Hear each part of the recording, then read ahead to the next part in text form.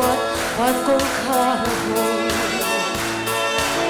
hilirap ni kanilo panaldagan ni bisat hinale thole nagan trompuya rau luat tur patuat kan ni lal tu thung bangin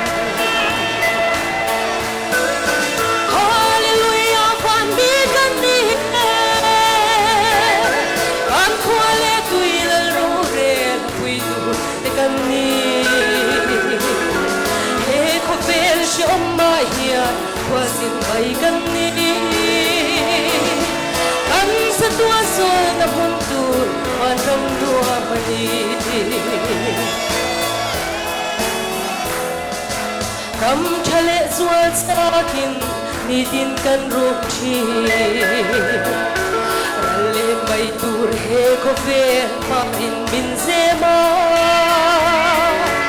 yam sin lam panin ka kan ki thei kan in min chen su se lalwani nahi hallelujah pani ganni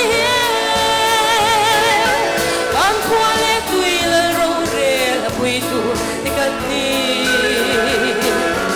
he ko fe shop mai hian wasin mai ganni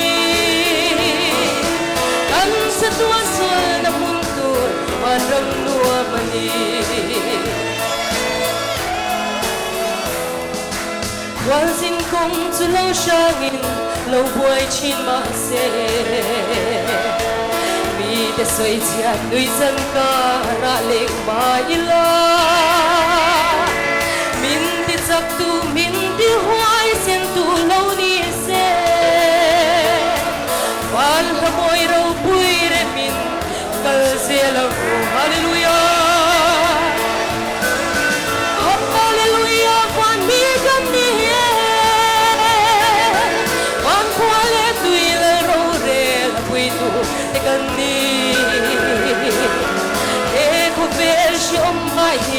Wasin baikan ni kan satwa sol na buntur madam nuwa mani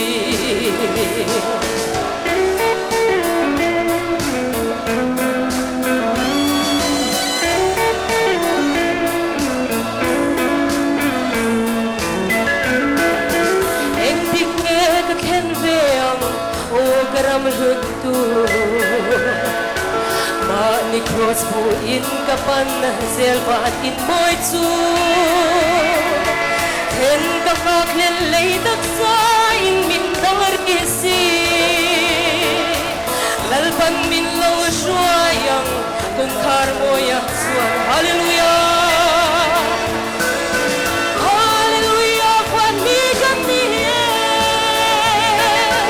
kan khwale tu ilal ro re hallelujah